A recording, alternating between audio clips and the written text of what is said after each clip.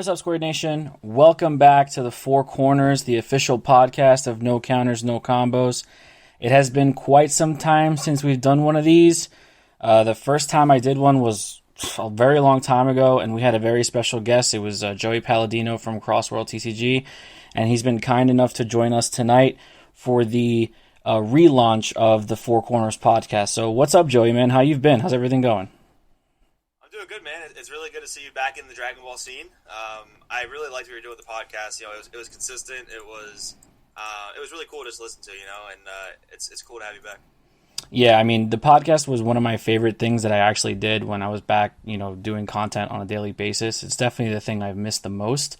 But speaking of things that I've missed, I wanted to bring you on because I felt like you have the most knowledge to offer, in this game. You've been making content since probably the same time as I had, and you've taken off, and you've probably the most recognizable content creator in the Dragon Ball Super community. So I definitely wanted to congratulate you on that. Always putting out quality content and stuff like that. But I kind of wanted to ask you, what did I miss? Like, I left right after the end of set 7, and it feels like there hasn't been that many sets that have come out between then, but at the same time, it does feel like a lot has come out between set 7 and set 10. So what did I miss? What were like the major key points of what I missed? Well, I guess I would say they kept expanding on counterplay, which, like, set 7 was really big for counterplay, right? Like, that's when we started getting the multicolor counterplays, like Chomp the Trickster, Vegeta the Cruel, stuff like that. And ever since then, they've been kind of slowly giving us, I want to say, more generic counterplays, like some that don't require multicolor, some that, nowadays they work with Unison, so that's pretty cool to see. So I would say more meaningful interaction, which I think is really cool. You missed Surge format, which some people will tell you was great, some people will tell you it sucked. I think it depends, who you ask. Besides that, I mean, now we're back in monocolor territory, which is kind of cool because even in the beginning of the game, there were still 2-color decks, right? Like Mecha Frieza was green yellow or blue yellow. Herudagard was blue yellow, like Storm I'm talking about. So it's kind of cool to see that we're now in this stage of the game where monocolor is really a viable deck. Yeah, so I definitely have seen that shift. I remember, dual color was on the precipice of just being the new thing or the new kid on the block in set 7 with all the multicolor check lands and stuff like that. I mean, we're using magic terminology now with Dragon Ball. It just feels so natural, but Dragon Ball is essentially Magic 2.0, so to speak, if you want to get technical. So all that check land format, those counter plays and everything like that, I was definitely on my way out when those were making its relevancy in the game. I always felt like it was a good idea to introduce counterplay because it just allowed for more interaction between you and your opponent.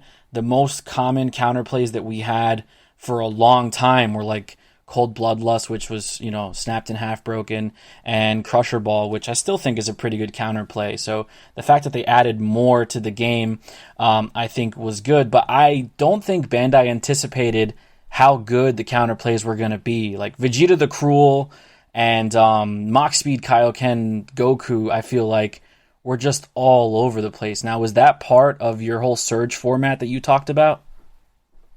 Yeah, kind of, sort of. Surge format was so many different things.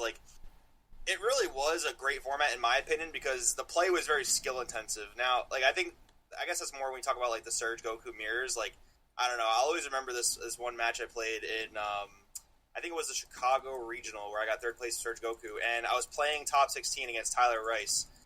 Not everyone knows who he is, but he's a good friend of mine. He plays for Dalen Mack's team, and the thing with it was we were playing. And Dalen was watching, and he was like, dude, that was the craziest mirror match I've ever seen. He said, and I'm quoting him, he's repeated it several times. He's like, dude, if anyone knew, how this mirror match was played like this, everyone would be crazy with the deck. And I was like, wow, that was pretty cool to hear. So my point is not to brag. My point is to say, that was a good format in the sense that it took a lot of both players to succeed, you know what I mean? Piccolo was a different story because Piccolo was kind of very non-interactive, and you could kind of get away with a lot of cheese in that deck, not having to ever attack your opponent. You could literally crit them from 8 to 4 life in one turn. So people weren't huge fans of that, but besides that, I mean, I think it was a pretty good format, I would say. So after the Surge format, obviously I wasn't around for any of that. Did they errata the Surge leaders? They did. Yeah, they did. Surge Goku got an errata where he can only use his Surge abilities on your turn, so that stops basically the free 10k where Surge Goku got a double bean for a whole turn. That was definitely pretty powerful. That was a turn stopper against a lot of strategies. And then Piccolo got errated to where he could still scry the top of the deck, but he can no longer draw a card in addition to his draw phase. So that was definitely a pretty big change for him as well. Yeah, that sounds crazy. I briefly remember seeing Piccolo just gain passive advantage like turn 1. He didn't have to turn sideways to draw a card, which I always thought was really good. And even on turn 1, you could always go plus on your opponent with that skill. So I always thought that was going to be good. And I just naturally thought that blue-green was such a really good color combination. It might have been a little dangerous for the game. But, Bandai's always been pretty good at fixing problems with the game. All right, so we talked about the Surge leaders. Now, my biggest, curiosity that I had when I was away from the game, I would slowly keep tabs on it and just, hit people up that I was still friends with.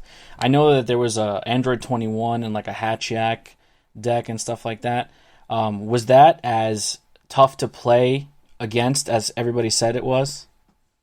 So 21 never really took off, which was kind of unfortunate because I loved that deck so much. But besides that, Hatchiak was really, really good. Hatchiak was, I would say, it was more of a rogue deck. Like, it topped here and there. It didn't top every event, but the events that it topped, it was pretty polarizing in the sense that, like, we didn't have Unison yet, so there weren't a lot of ways to play around Hatch in the sense that, not a lot of leaders had dual attack. You obviously could only attack with one battle card per turn, unless you had a really big battle card.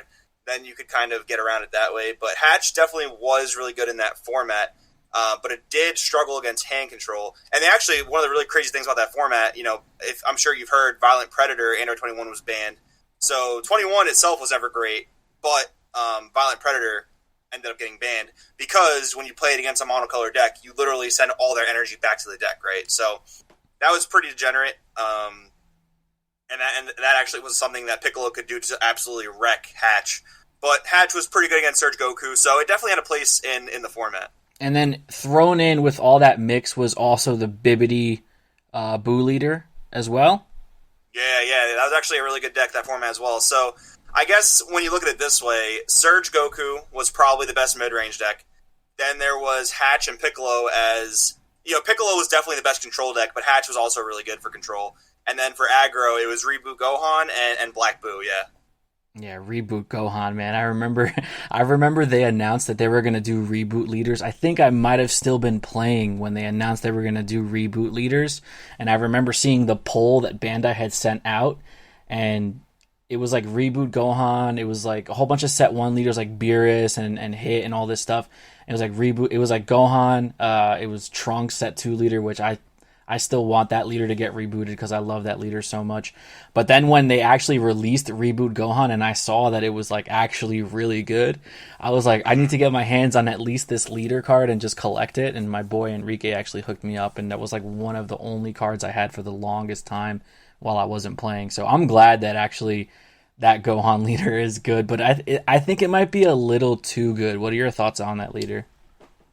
It's really interesting because I think there's a few decks right now, and this also goes into set 11, where there's a few decks that if your deck cannot handle what the opponent's deck does, like Reboot Gohan is one of those decks, if you don't have some type of answer to the leader-based aggression, because, we have a lot of battle card answers to aggro, but not so many in the leader department, so if your deck doesn't have, like, a Zamasu Super Combo, or, like, a Release from Evil, or something along those lines, or, like, a Topo, it is hard to beat Reboot Gohan, but I will definitely say it has answers.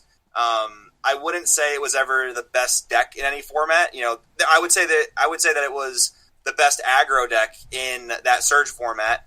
This format, it was a little bit outclassed by Vegex. But yeah, I think the deck's in a good place.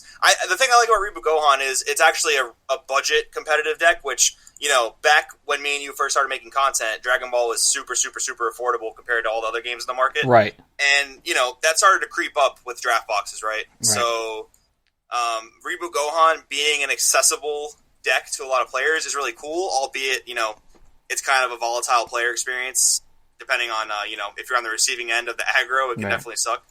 But, yeah, it's cool that it's a competitive budget deck, I think. Yeah, I used to tell people that all the time. Like when we were playing Dragon Ball heavily, which I want to say heavily is probably going to be anywhere between set 3 and set 7. That's probably when everybody was like playing their heaviest, competition, and everybody had everything. And I always just tell people, if you're looking for another game, Dragon Ball is super affordable. And I remember when I got out of the game, it was still pretty much an affordable game. But then they started releasing like Draft Box 5 and Draft Box 4 and all these like supplemental sets with all these super expensive cards. And I'm just like, dude, Dragon Ball is like, it's creeping up there. Like I look at the market, sometimes, and I look at some of these cards from these other sets, and it's just like, Saiyan Instincts is how much? That's ridiculous for a card. But yeah, there was definitely an issue with Draft Box 4. It was definitely low supply, and that's due in fact to a lot of factors. Like, it was the first draft box of its kind. Like, we had draft boxes where they reprinted some stuff, like older sets, and those were cool. But then we got this draft box, which was all brand new cards, and I guess Bandai wasn't sure how many people were going to want, so there was definitely a lot less produced. And the other problem with that was there were actually a lot of really bad reprints in Draft Box 4, so you had the potential to draw or to open really broken SRs like Sand Instincts, like Exploding Weakness, like Raider's Warcry, or you'd open a really garbage one like Godbreak Goku. So that really skewed it a lot. Yeah, and that caused a lot of the price gouges. But if you want me to be honest, dude, I think Draft Box 5 they fixed a lot of those issues. They didn't do the crappy reprints, so you could only pull the Draft Box 5 SRs. And there was a lot more Draft Box 5 in circulation. Like, a box of Draft Box 4 is anywhere from, like, $200 to $250. Draft Box 5, you can still find it for, like, the $120 range. So I really think that sellers, and this is kind of crappy to say, but I really think a lot of sellers are going off the Draft Box 4 hype and are trying to make it appear as though, Draft Box 5 should be a little more expensive than it should be. But that's my, conspiracy theory tinfoil hat thing. Well, I mean, again, like, Bandai has always been pretty good at making mistakes, but then also learning from those mistakes. Yeah, I totally agree.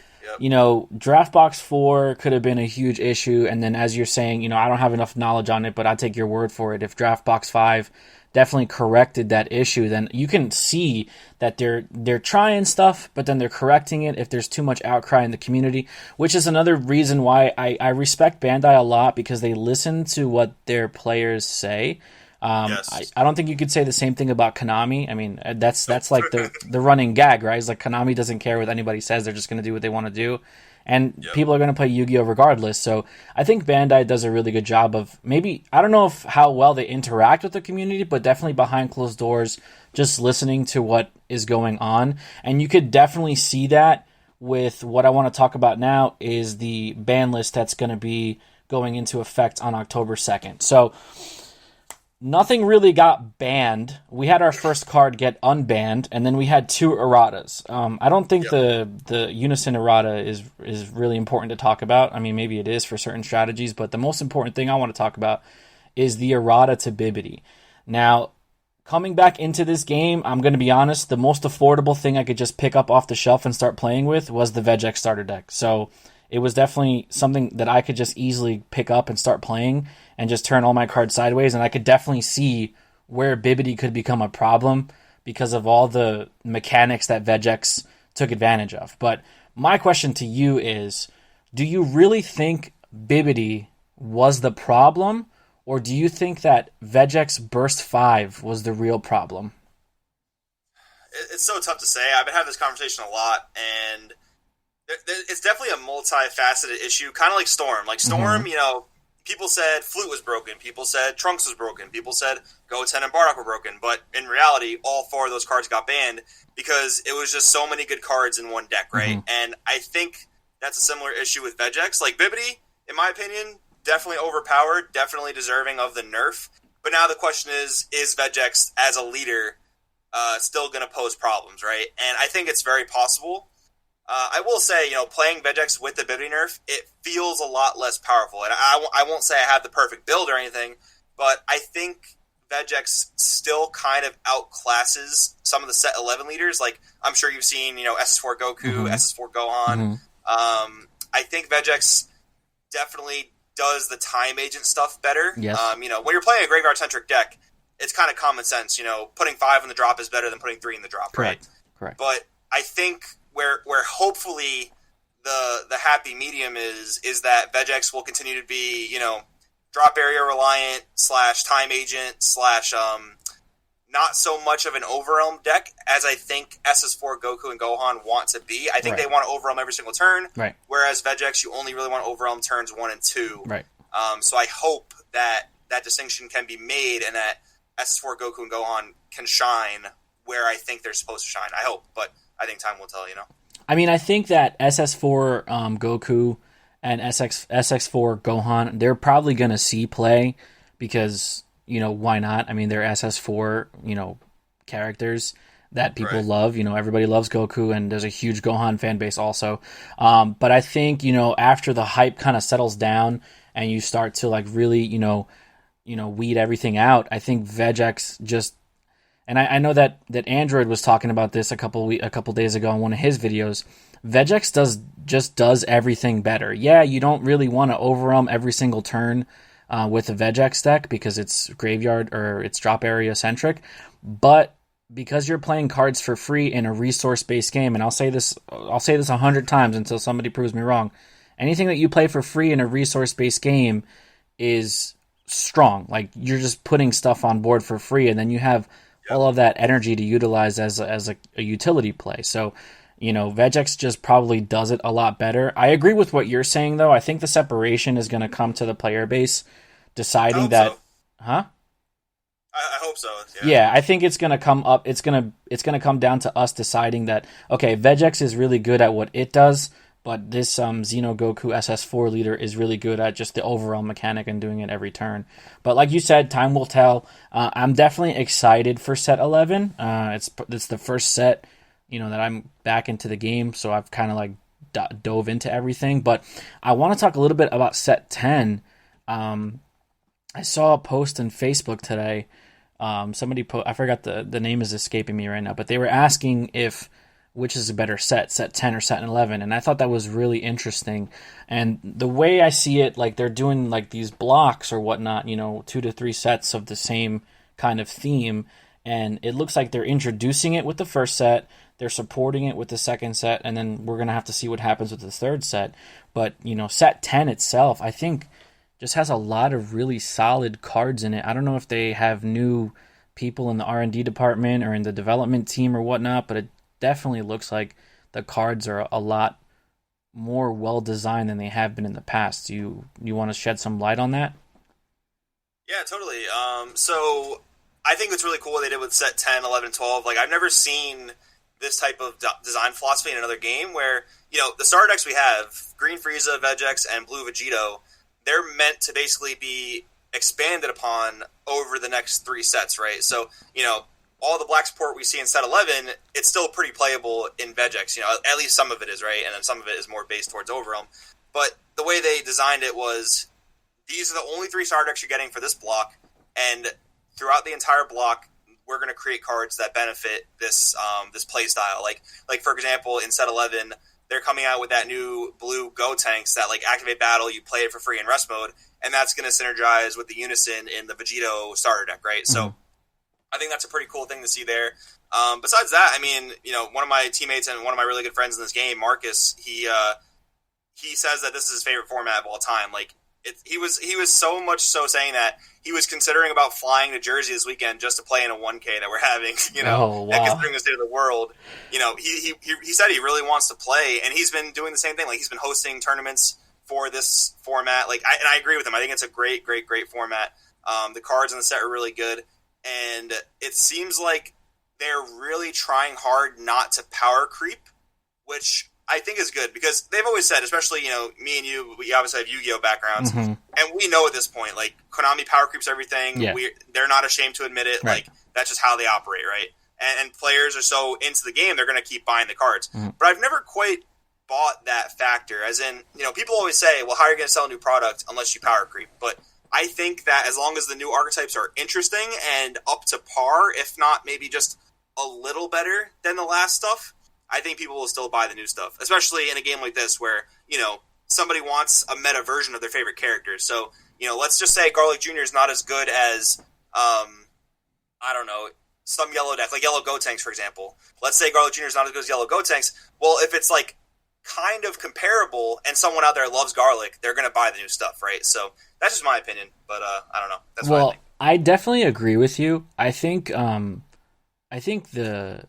playability of certain leaders or certain archetypes, it's definitely driven by preference. I mean, I'm a huge Gohan fan, and I can honestly say that I've played every single Gohan leader in the game, and it always like feels like it's just short of being that really great leader, which is kind of flavorful if you follow the anime or if you follow the manga. Gohan's like a fan favorite, but he never quite really gets to that Vegeta Goku level. So like if you look at all of his leaders, they're good, but they're just like not as good as they could be. But then you look at Reboot Gohan and it's like, okay, well this makes sense because that's probably when he was his most powerful. But I definitely agree with you. Everybody wants to play some type of form of their favorite character. Like I think I spoke with you about this on the first podcast I ever did with you. If they ever make a future Gohan leader, I don't care how bad it is, I'm gonna play it because future Gohan is the coolest Gohan ever. So I think, yeah, I mean, you definitely have a loyal fan base. It's a very well-known IP. So Bandai has a lot of tools to play with, to pique our interest. And then you could, obviously you could make Goku 5,000 different times and you can make Vegeta 5,000 different times. But that slight difference in the leader itself or in how the play strategy is what's going to pique everybody's interest. So I definitely agree with you that everybody's going to want to play something because it's one of their favorite characters. But I think there's a separation between like the casual and then the competitive scene. And I know you spoke about the 1K coming up this weekend in Computer and Gaming Universe. So I just kind of wanted to touch base a little bit with you upon that. I know, obviously, due to the whole COVID-19 pandemic, which anybody listening to this podcast, we hope you're staying safe. Make sure you wear your mask, social distancing, all that, because nothing's more important than your health and your safety. But, it's kind of thrown the local card shop scene into a frenzy. And you guys have been supplementing with online events and stuff like that, which is great because it's what's going to keep the game alive. But how excited are people, for actual in real life events? I think people are so ready to get back to it. Like, we actually had one of these tournaments at CGU last month, and it was really cool, man. I mean, everyone followed the guidelines. Everyone wore their mask. Everyone, maintained distance as much as we could. Obviously we're playing a card game, but we had like actually it was cool. Bandai sent out like the plexiglass screens. Mm-hmm. Like they said Dragon Ball Super on the side of them. That was pretty cool. Mm-hmm. But yeah, I mean, everyone's following the guidelines, man. Everyone's being as safe as because no one wants to get sick, right? Everyone's being as safe as they possibly can. And it was so fun to get back to IRL stuff. Like I actually haven't been participating in a lot of the online tournaments because it's just not the same for me, Right. I'll cover them all. I'll do all the content, but like playing in them to me, it's not the same. So what do you think is the big difference? Like, obviously, there's a huge difference between in real life tournaments and online tournaments. But like, as far as, let's say, playing devil's advocate, if that was the only avenue for play that you had, what makes it so different, from playing online to playing in person? For me personally, I think it's the social interaction. Like, I do play video games, but it's not as big for me as card games. Mm-hmm. And I think one of the big reasons is, like, hanging out with my friends in person. I'd much rather hang out with my friends in person than, like, over a video game online, right? And that's just a me thing. Obviously people are going to have different opinions on that. But for me, too, it's also the same of, like, holding the cards in my hand. I think that's actually a fun thing that people correlate how many actions they take with their deck to how much fun they have with their deck. Like, for example, someone who likes to pick up their deck, search through it, play cards from the deck. Some people find that more fun because the deck does that, as opposed to some people who just like to, sit and play a control deck where not much is going on. And like, it's really weird to hear it, but people correlate how much they touch their cards to how much fun they're having, believe it or not. And to me, that's a big thing. I want to be touching my cards. I want to be, playing a card game with cards. And maybe that sounds a little bit too nitpicky. I don't know, but that's me, I guess. Listen, I 100% agree with you. I think the online platform is a great tool for you to use, like in a pinch or to save money. You want to make sure that your strategy is tested and is successful before you invest in purchasing maybe higher end cards or whatnot. But I think the online tool should be exactly what it is. It should just be a tool, and it should just be an extension of the game. I think the core aspect of trading card games, and you can date this back to Magic the Gathering, Pokemon, Yu-Gi-Oh, whatever trading card game anybody has ever played throughout their entire life, I think the core element is the social interaction. There's nothing like, meeting up with a group of your friends and just having a good time. And I think that gets lost a lot because card games have become, I guess, some form of profession, and they've become so competitive. And especially Magic, there's a lot of money behind like the Grand Prix and stuff like that.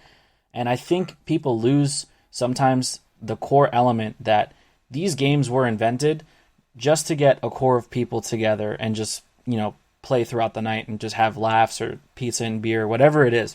So I definitely agree with you. I mean, I do play video games a lot too, but I would rather go out in person and have social interaction with another human being than sit in front of my PlayStation for 8 hours. And I think now, especially the way the world is right now, people are craving that, social interaction, whether you're an introvert or an extrovert, whatever the case may be. I think we're so tired of this whole cabin fever situation that we're just chomping at the bit to get out as much as we possibly can. So, I'm glad that Computer and Gaming Universe is hosting these events. I'm glad that they're doing it safely. Obviously, I used to go there, exclusively. That was my local for a very, very long time. I'm still friends with the owners there and stuff like that. So, they keep me in the loop. But I'm glad that, there's been such good turnouts for these events because, in these trying times, obviously that's what's going to keep stores open. So the player base is going to drive that.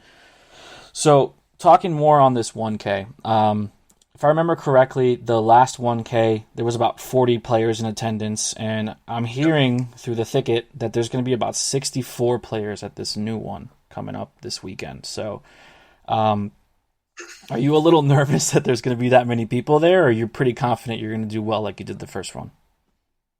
I would say I'm pretty confident because I've played the deck that I'm going to play quite a bit. Like, I've tested it a lot. Mm-hmm. So that makes me relatively confident. But besides that, man, like, I'm excited to get back into a big room of players. Like, I'm not nervous in the sense of, like, getting sick, personally. I mean, it's partially because of my age, but it's also because I know everyone's going to pretty much practice the right hygiene things, because no one wants to get sick, like I said. But regardless, it is actually, I remember last month maybe I was more intimidated because it was my first somewhat bigger tournament in several months. Right. But now that I have one under my belt again, and I'm pretty confident in the deck I'm playing, I think I'm feeling all right. Yeah, you got the monkey off your back, and now it's just business as usual, Right, yeah. So I wanted to talk a little bit about your channel, CrossWorld TCG. When I stopped playing the game about a year ago, you were definitely upper echelon in content creators. We were all part of the same group. You, Android, Eggman, we were all part of the same group. And we were all kind of equals, I guess we can say. So when I came back and I was just doing some of my research, I saw, like, dude, you blew up, man. Like, you're what? You're almost at 10K subs. Yeah, I'm at about 6.2K right now. It's been a crazy experience, man.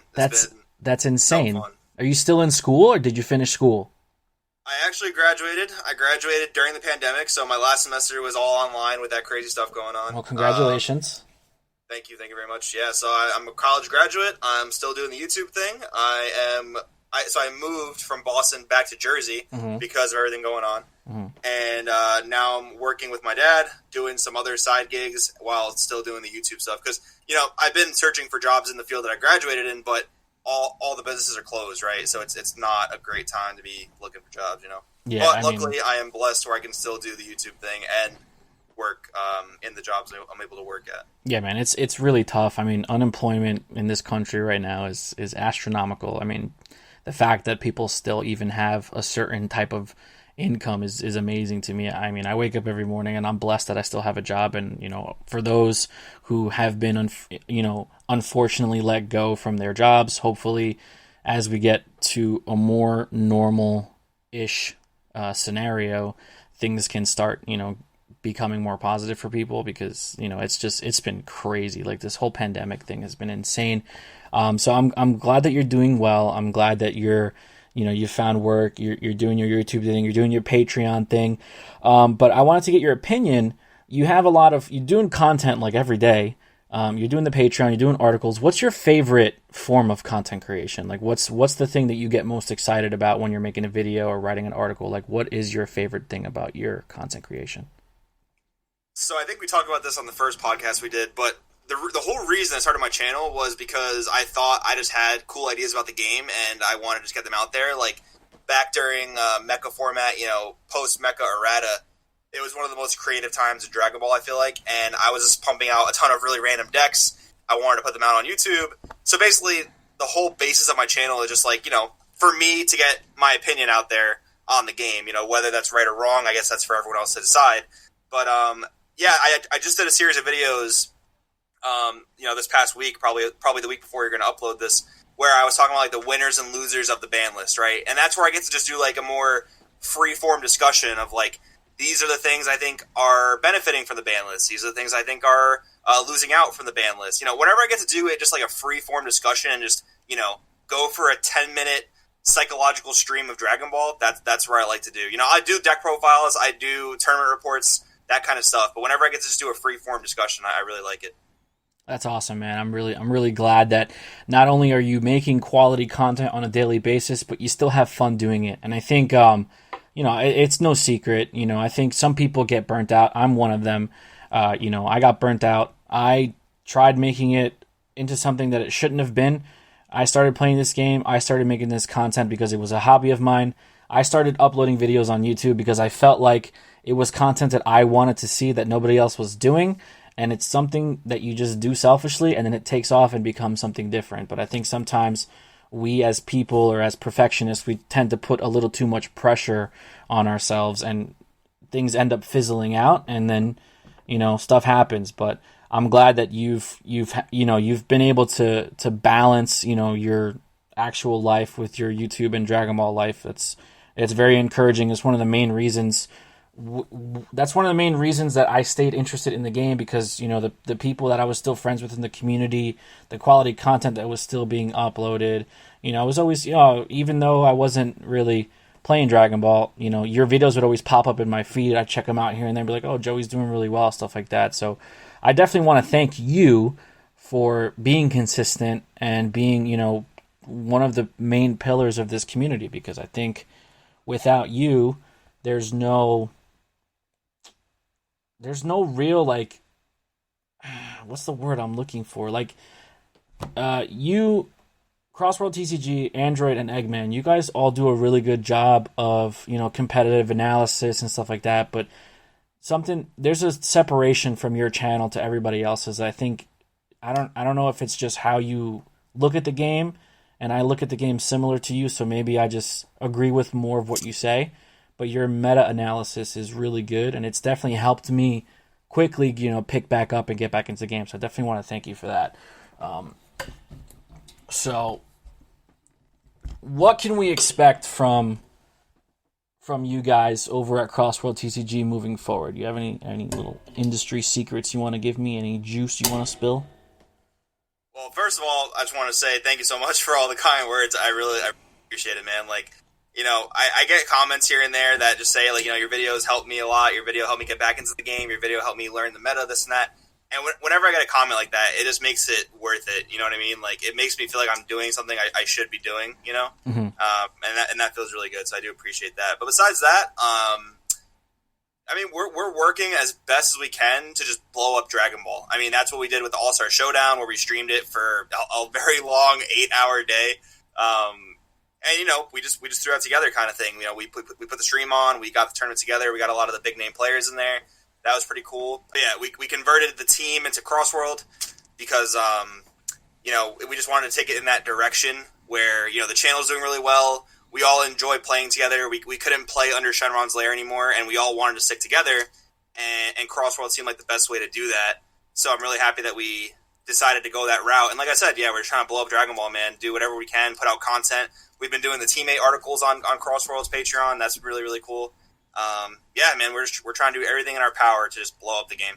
It's definitely great that you guys are doing that. I know back when I was playing heavily, northern New Jersey, that whole scene up there was like, it was popping at some point. Like, when I first started playing Dragon Ball, it was very hard to find a local shop that was playing it. I mean, I went from Hoboken to Clifton to Cedar Grove. I even went to Brooklyn because King's Games was doing their local, and nothing was like consistent. And then I just stumbled into CGU one day, and there was a small group of guys that played on a consistent basis. I had just started my channel. I was a scrub. I mean, I'm still a scrub, but I'm a little better of a scrub than I was. And it was just that consistency and that willingness to want to make it something that it wasn't. And then from there, we went from just Monday nights to Mondays, and then we found level 1 on Tuesdays, and then Thursdays was CGU again, and then Friday was Toy Wiz. You could literally go 4 days a week to play Dragon Ball if you lived in the northern New Jersey area. And I owe that all to all of the players in that community, you know, that we wanted to stick together. We wanted to make it something that it wasn't. And that's what you guys seem to be doing now, which is great because the game is going to live and die with the members of the community. So I know Marcus is busy with his online stuff, and he's streaming tournaments on the West Coast, and you guys are good friends with Dalen and doing all this stuff. And like you said, you know, you're trying to blow up the Dragon Ball Super card game. And to be honest, I mean, it's a pretty big thing. I mean, you know, I don't think Magic is ever going to be knocked down a peg because it's got 30 years worth of history. Yu-Gi-Oh's up there, Pokemon's up there, but you know, Dragon Ball can definitely sneak up into the top 3 within the next 2 or 3 years. You know, if you know, in my opinion, if you have the positivity from the community driving it forward, and you know, you guys are definitely, you know, the pillars of that. So without you guys, there's probably no continuation. There's probably no extension of it, and the fact that you stay consistent is what brings new people in, but what keeps the current players hungry to do more. So with that being said, we talked a lot of positivity for a little bit, but you know, I was gone for over a year, and there's always been some type of drama in the Dragon Ball Super community. But when I came back and I started, you know, and I came back into the Facebook groups and stuff like that, everything is really tame. Like, what's going on? Do we just not have, there's no more beef? Like, everybody's friends now? What's going on? I don't know, man. I really actually try hard to stay out of that stuff, believe it or not. They're actually... So, there's 2 groups now where people go to basically air out their crap. That's 1, the Hyperbolic Time Chamber, and 2, there's actually now like a DBS Hell group. I don't know if you've seen that one. Oh, I haven't seen that one yet. But that was actually just recently created, and those are the 2 places where I guess people go to air out their dirty laundry. Okay. I always hated that whole, like, I don't know, I'm going to be a WWE villain, let me just start talking crap for no reason. Like, Yeah. I just want to get along with everybody. So, to me, I don't float with that stuff, but, you know, to each their own, I guess. Yeah. Yeah, I try to just stay out of it as much as I can. I mean, it's definitely smart to stay out of it. That's what's going to keep you sane, you know, because it's horrible, you know. I mean, we're kind of in good shape. I mean, honestly, the other card game communities I can't really speak so confidently about, but there's always toxicity in certain areas. But if you're getting it in small doses, it's not too bad. And the fact that there's an actual place where you can go now to do that is pretty smart. So keep all that negativity out of the major group. That's good, man. I was just messing around a little bit there. Um, I mean, that's pretty much it. I just wanted to talk to you a little bit and see how everything was going and seeing where the game is going and seeing, what we have to look forward to because I'm considering myself a brand new player again. So I'm starting from scratch. I'm starting from square one again. And following your content, Android's content, Eggman's content, it's definitely helping me get back into the swing of things slowly but surely. I'm officially full time living in Pennsylvania now, so I have to try to find a consistent local, which I think I'm going to be going to a shop in Stroudsburg called Gamers Edge, and hopefully I'll be able to start uploading some content from there with gameplay and stuff like that. But for the time being, man, I'm just happy to be back. I'm happy that everybody's been really nice about it. Nobody's been really trolling me like, oh, you're back, oh, nobody cares, stuff like that, because that's obviously nothing that you want to hear when you first come back. But yeah, man, like I just wanted to chat with you for a little bit and see what was going on and just say keep up the good work. And I'm really proud to be in the same community as you because you've definitely done some quality work throughout the years.